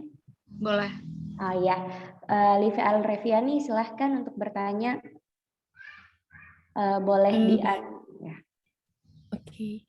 Baik, terima kasih atas kesempatannya, Kak. Jadi yang dapat saya ambil itu self-awareness kan bagaimana cara kita mengenali kelebihan dan kelemahan diri kita sendiri. Nah, menurut Kakak, bagaimana cara kita untuk mengidentifikasi kelebihan yang kita miliki? Karena jujur saya pernah lakukan analisis SWOT pada salah satu mata kuliah, tapi sangat susah untuk mengidentifikasi kelebihan yang saya miliki. Jadi menurut Kakak bagaimana cara mengatasi hal tersebut? Karena pada umumnya juga itu Kak, biasa orang kebanyakan orang itu lebih mudah untuk mengidentifikasi kelemahannya dibandingkan kelebihannya Kak. Terima kasih. Oke, terima kasih Livi. Aku langsung jawab, Kak Dew. Iya Kak, langsung jawab aja Kak. Oke, terima kasih. Ya, setuju banget. Emang kita tuh lebih bisa menganalisis hal negatif gitu ya daripada hal positif. Itu kenapa ketika kita mengalami satu kegagalan itu merusak semua pencapaian kita. Itu ya lemahnya manusia gitu, hampir semua seperti itu. Tetapi kita bisa kontrol gitu. Nah, untuk identifikasi kelebihannya dengan cara nanyain ke orang-orang itu tadi juga bisa. Terus ini ya, kalau misalkan sempat ikut psikotes gitu. Jadi nanti kan ada tuh analisis bakat dan minat kayak gitu-gitu ya teman-teman. Jadi kan pada mata kuliah tertentu nanti ada praktikum gitu. Nah, pada saat praktikum itu ketika teman-teman baca tuh bisa ketika ngoreksi punya testi sebagai tester ya teman-teman. Teman-teman juga bisa analisis diri gitu loh. Oh kayaknya aku cocoknya di sini deh. Oh kayaknya aku cocoknya di sini kayak RMIB nanti itu ada tuh kan analisis potensi ke karir gitu ya. Terus ada juga yang bakat minat yang kayak misal tes Wechsler tadi itu kan ada tuh kayak kemampuan verbal dan performance kayak gitu-gitu. Terus nanti kontennya itu apa? Apakah kita di bidang numeriknya lebih bagus, apakah di bidang verbalnya kita lebih bagus atau di bidang kayak objek objek assembly itu loh teman-teman kayak menyusun objek visualisasi kita yang lebih bagus. Nah, nanti bisa kalau dari psikotes tuh akan tergambar gitu. Nah, kalau misalkan memang belum ini masih kayak kebingungan banget terus pengen sharing, menurut aku bisa sharing sama orang-orang yang lebih expert gitu. Kayak misal sharing sama kakak kelas atau kakak tingkat atau sama dosen atau mungkin mau konseling ke psikolog itu bisa banget untuk analisis diri gitu. Jadi ke psikolog itu kan bukan hanya untuk hal negatif gitu ya, bukan untuk yang hal abnormal, tapi kita bisa sharing terkait kebingungan gitu loh, terkait kebingungan diri kita dalam menganalisis diri sendiri gitu. Jadi nanti sama psikolog kan bakal diarahin tes-tesnya itu bakal apa kayak gitu untuk melihat potensinya itu seperti apa gitu. Mungkin kan kita kadang tuh nggak percayaan gitu kok teman-teman. Kayak misal aku nanya teman-teman, iya kamu bisa loh di bagian ini gitu. Terus kita kayak nggak mudah percaya gitu loh. Duh, jangan-jangan teman-temanku cuma menghibur kayak gitu. Jadi kadang kita itu harus mencari orang yang lebih bisa bikin kita percaya. Kayak misal dosen, psikolog gitu. Jadi orang-orang yang emang bisa bikin kita percaya gitu loh teman-teman. Kadang kita kan butuh validasi ya. Kadang kita tuh butuh pembenaran gitu. Kadang sama temen sendiri tuh diajak bercanda gitu kan. Jadi kita butuh validasi dari orang yang dianggap lebih expert, lebih paham tentang hal itu. Gitu. Jadi bisa sharing-sharing terus. Semakin kita sharing, semakin sering kita diskusi, kita akan semakin banyak insight baru, akan ada wawasan baru gitu, akan semakin mengenal diri. Dan emang prosesnya panjang ya teman-teman, nggak akan bisa sehari 2 hari. Seminggu 2 minggu buat kita tuh benar-benar aware sama diri kita. Jadi butuh proses memang gitu. Aku pun benar-benar aware sama passion sama sama kayak aku mau ambil potensi ini ya, oh kayaknya potensi aku ini itu tuh baru di perkuliahan kok. Baru di kuliah di S1 tuh terus baru di akhir ini terus baru ya di S2 ini aku menggeluti di bidang public speaking, kemudian aku kayak misal ini ya merintis komunitas kayak itu nih baru aku lulus gitu. Jadi teman-teman nggak usah khawatir ketika saat ini belum mengenal diri sepenuhnya gitu, karena itu butuh proses. Gitu ya. Terima kasih Livi, mungkin ada tanggapan. Bagaimana Livi? Apakah sudah menjawab pertanyaannya? Iya, terima kasih Kak.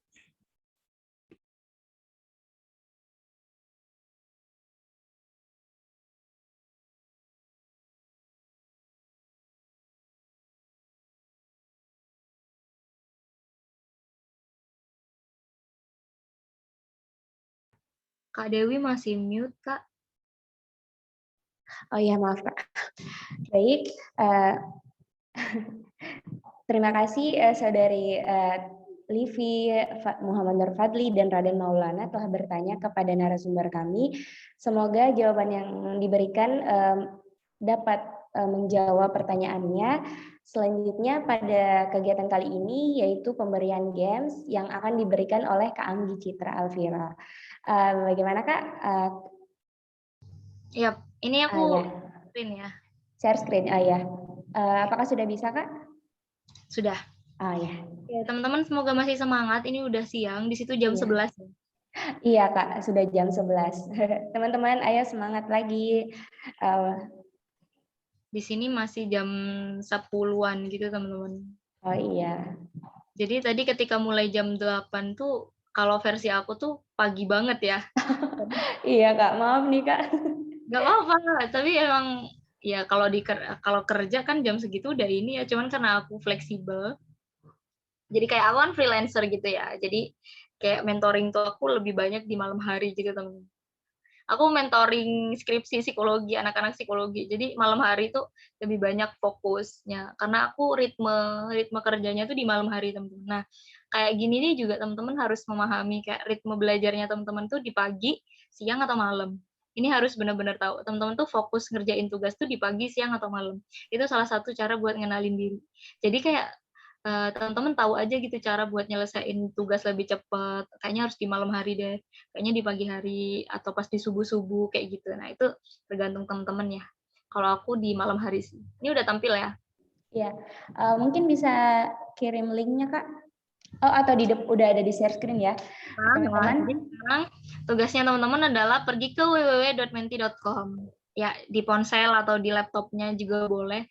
Di sini ada kode 182303115 itu untuk masukkan kode gitu kayak passwordnya gitu loh teman-teman. Terus silahkan karena tadi ada yang udah nyebutin kisaran 50 sampai 90% yang udah kenal sama diri masing-masing, aku pengen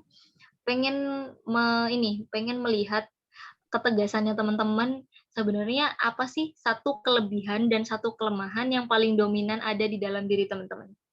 Ini nanti nggak bakal muncul namanya kok, jadi nggak usah malu dan sebagainya. Jadi kadang kan kalau misalkan kita diajak ngobrol gini kan malu ya, aduh apa ya Kak kelebihanku gitu. Kadang kita kan sungkan, malu, kayak ngerasa kayaknya aku nggak gitu-gitu banget gitu. Nah sekarang teman-teman harus lebih jujur dengan diri sendiri, apa satu kelebihan dan kelemahan. Jadi bisa di koma aja ya teman-teman, misal percaya diri, koma sensitif, atau percaya diri, koma bosenan, misalkan kayak gitu.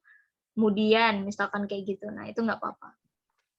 Jadi kita belajar buat jujur ke diri sendiri bahwa oh, aku tuh kelebihannya ini loh, satu ini kelemahannya ini loh gitu. Atau mau submit lebih dari satu juga nggak apa-apa kok. Panitia juga boleh ikut.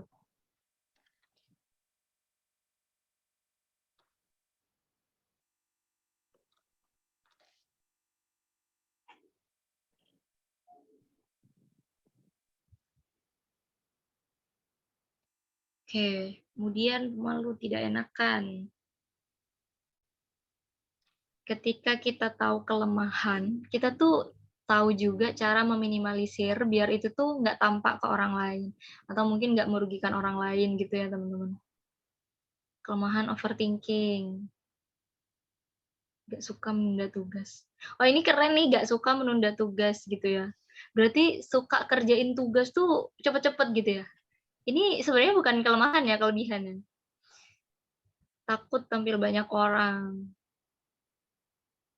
Pemalu, tidak enakan, prokrastinasi. Aku orangnya fleksibel.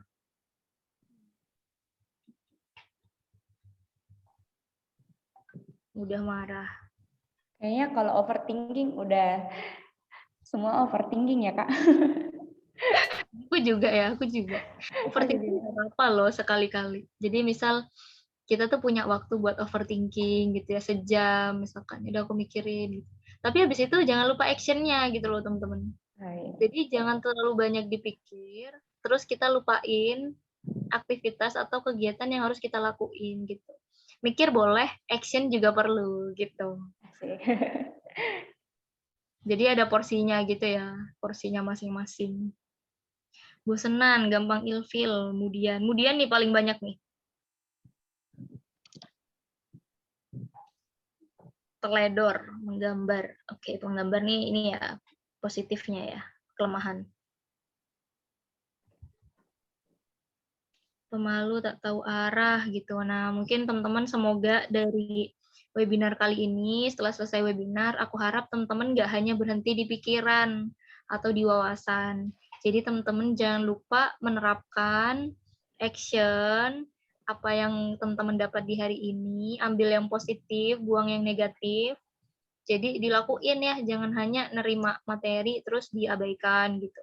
Jadi kalau bisa kita tetap bisa melakukan itu dengan baik gitu teman-teman. Jadi Udah nanti banyak ya Kak yang mengisi. ya banyak nih 20 orang. Kemudian paling banyak ini, kemudian. Oh iya. Jadi yang gede nih yang paling banyak, Mudi. Mood-moodan. Nah, itu kalau yang Mudi itu harus tahu caranya gimana kembaliin mood. Iya. Jangan tiba-tiba H-1 deadline terus Mudi gitu kan, moodnya negatif gitu. Terus bingung deh, duh gimana kayak gitu. Jadi teman-teman bisa tahu ya caranya buat handle diri masing-masing gitu. Nah, yang tidak enakan ini harus bisa lebih tegas sih, lebih asertif ya kalau bahasa psikologinya. Biar Ini kita kebanyakan people pleaser ya Kak? iya, biasanya gitu sih. Jadi kayak pengennya tuh tampil baik di depan Iya orang. betul. Pengennya 100% ada buat orang lain, pengen bahagiain orang lain gitu. Padahal diri kita nggak dibahagiain gitu. Nah, jadi harus diri sendiri sebelum bahagiain orang lain, teman-teman. Iya, nggak boleh sebenarnya nggak boleh egois ya. Tetapi kalau misalkan kita ngerasa kita nggak punya kapasitas di situ, kita nggak bisa maksain diri seharusnya, teman-teman. Jadi kita harus tahu kapasitas dulu. Kalau misalkan kita bisa ngelakuin ya lakuin, kalau nggak bisa nggak apa-apa gitu sebenarnya. Tapi memang ada resiko ketidaknyamanan, kayak misal dibenci sama teman, dianggap sombong, gitu-gitu kan udah hal-hal yang bakal ada gitu ya teman-teman. Jadi kalau aku bilang itu kemarin tuh lewat di FYP-ku itu gini, hidup tuh bukan memilih soal kenyamanan, tetapi hidup tuh memilih soal ketidaknyamanan. Jadi kita tuh memilih ketidaknyamanan yang seperti apa sih? Ketidaknyamanan karena ngantuk-ngantuk ikut webinar, atau ketidaknyamanan menanggung hal-hal yang lebih berat gitu, kayak misal karena kita nggak bisa self awareness lebih lama lagi gitu loh. Kan mending ketidaknyamanannya ada sekarang terlebih dahulu gitu loh, dibandingkan kita menyimpan ketidaknyamanan terus-terusan. Kayak gitu. Jadi kita harus memilih ketidaknyamanan yang seperti apa yang mau kita pilih gitu. Ini banyak nih udah bisa mengatur waktu. Nah, semoga yang masih di bawah 50% mengenal diri bisa lebih meningkat terus kayak gitu. 60, yang 70 ditingkatin lagi, yang udah 90 mengenal diri bisa dipertahanin lagi kayak gitu. Biar bisa apa yang menjadi kesadaran di dalam diri itu bisa di-sharekan, bisa dibagikan ke orang lain juga kayak gitu. Nah, apa yang didapat sama teman-teman hari ini semoga juga bisa di-sharekan ke yang lain yang bukan non psikologi khususnya ya. Iya, Nanti kan kalau psikologi dianggapnya tuh udah self aware gitu kan. Karena kan kita yang membawakan materi ini gitu kan selama ini. Karena banyak ya campaign self awareness gitu. Tapi mungkin teman-teman psikologi kan juga butuh sebenarnya gitu kan. Butuh banget gitu. Betul, Kak. Jadi jangan berhenti di sini teman-teman. Silahkan bagikan hal-hal yang positif yang memang teman-teman bisa bagikan gitu. Baik. Udah gitu aja ya. Iya Kak. Baik Kak. Save aja. Apakah selesai Ya, gamesnya? udah. Terima ya. kasih untuk responnya teman-teman. Baik. Selanjutnya selanjutnya terima kasih ya Kak atas sebagai narasumber kami. Sebagai bentuk terima kasih kami akan memberikan sertifikat kepada Kak Anggi Citra. Mungkin bisa di-share screen. Ya, baik Kak, saya dokumentasikan ya Kak. Teman-teman yang lain minta tolong on cam ya, silahkan. Silahkan teman-teman on cam. Ya, yang lain ya on cam, terima kasih.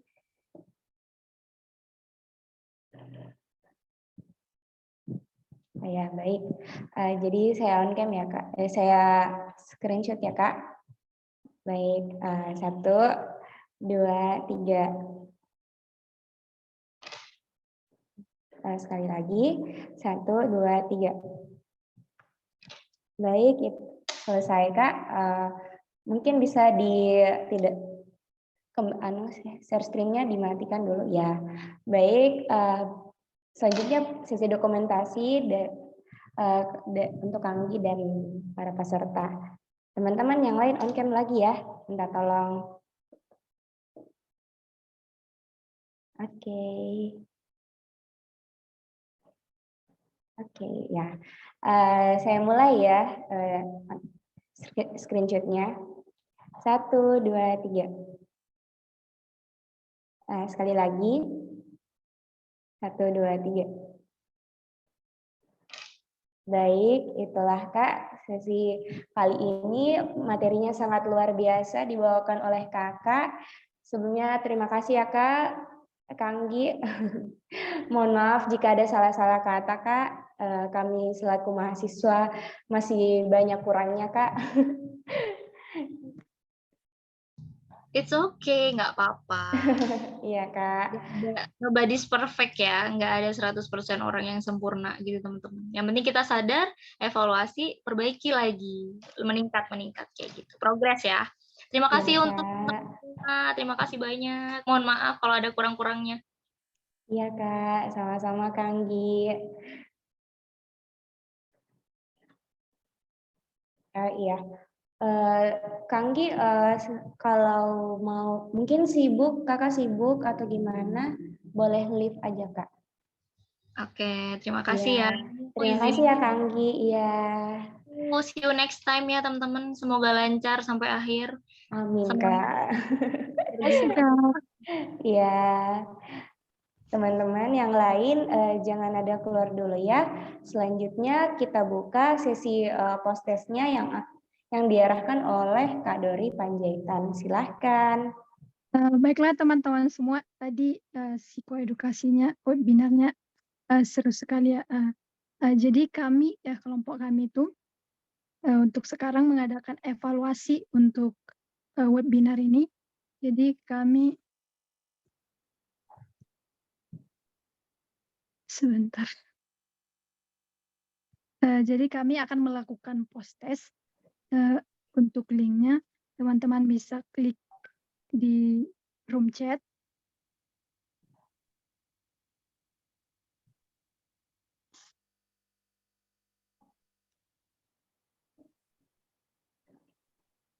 Sudah bisa diisi teman-teman?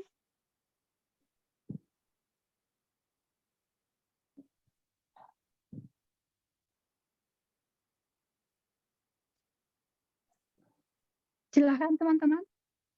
Teman-teman yang lain silahkan mengisi ya evaluasi post-testnya. Terima kasih.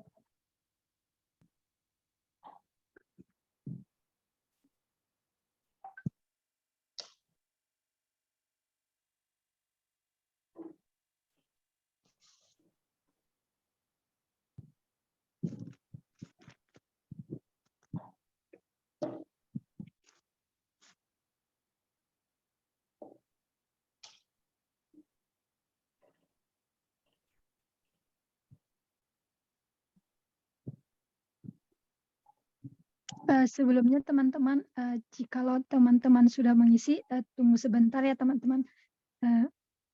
Jangan keluar dari Zoom dulu. Baik teman-teman, Karena jika sudah mengisi post-test, jangan ada keluar dulu ya. Kami akan membagikan link sertifikatnya.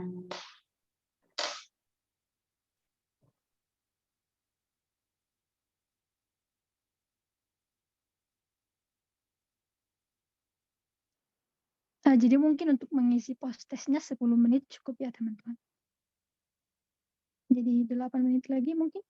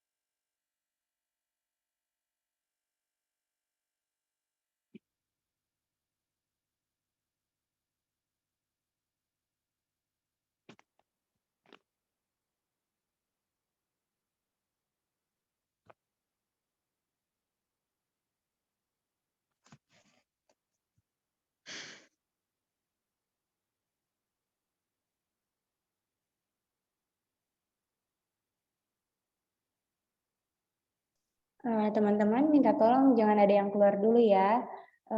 Saya akan membagikan link ininya, sertifikatnya sebentar. Terima kasih.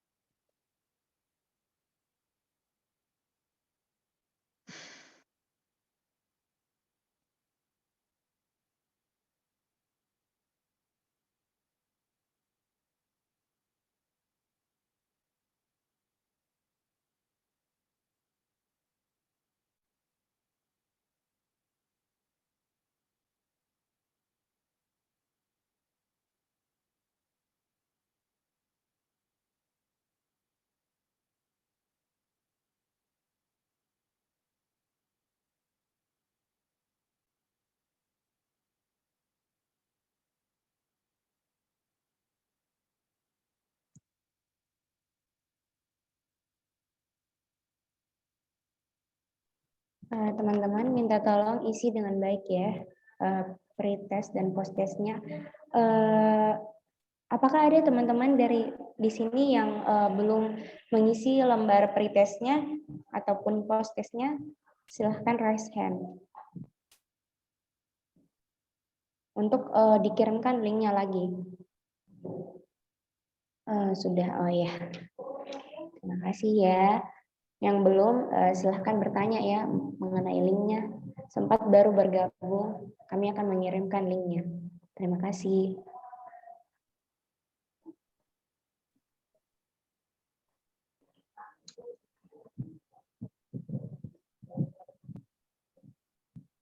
Minta tolong teman-teman sekalian untuk mengisi form pretest dan posttestnya dengan sebaik-baiknya ya, karena kami akan menganalisis. Terima kasih.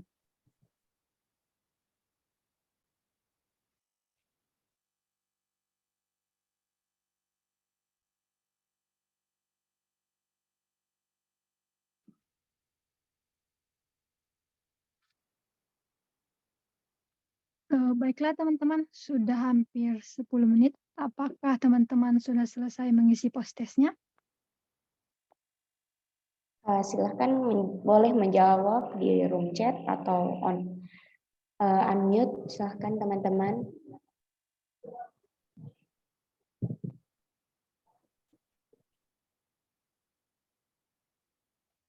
Oh Sedang ya. mengisi, Kak. Oh iya, terima kasih. Terima kasih teman-teman.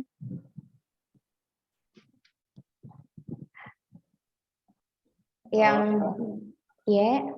Untuk sertifikatnya Oh ya. diberikan. Ya. Minta tolong arahkan Surya Ghazali Akbar, silahkan.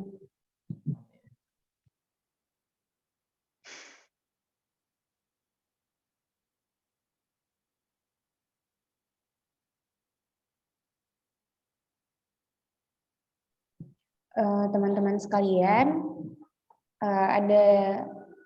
ada link untuk sertifikatnya di room chat. Silahkan teman-teman mengisi nama dan emailnya, dan nantinya akan langsung dikirimkan melalui email kalian masing-masing ya.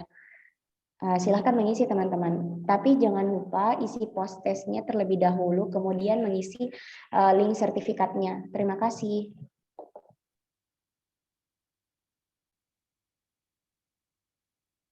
Teman-teman jangan ada keluar dulu ya.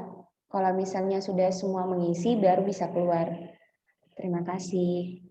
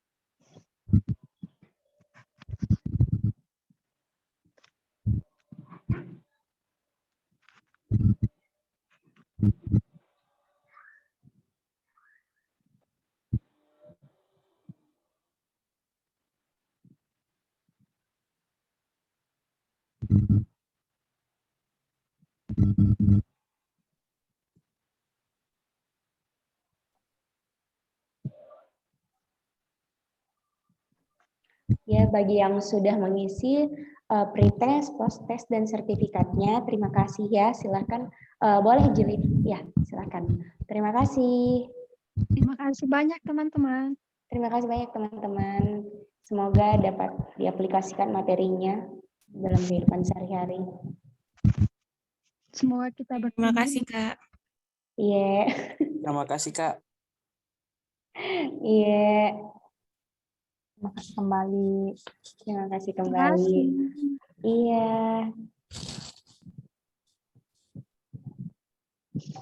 Terima kasih. Makasih Kak, izin live. Iya, sama-sama.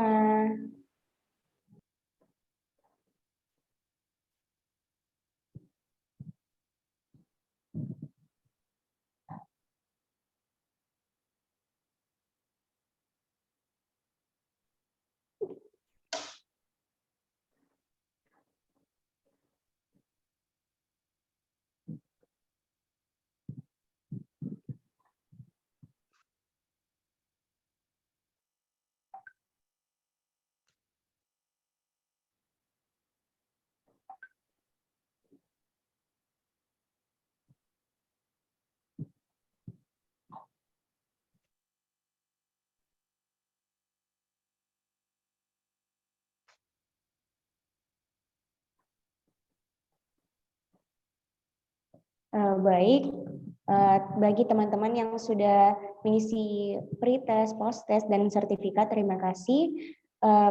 Kemudian saya akan tutup dengan membaca Bismillahirrahmanirrahim. Baik, begitulah rangkaian kegiatan webinar psikoedukasi kami yang berjudul Self-Awareness sebagai bentuk adaptasi pada mahasiswa baru di lingkup perkuliahan. Saya ucapkan Assalamualaikum warahmatullahi wabarakatuh.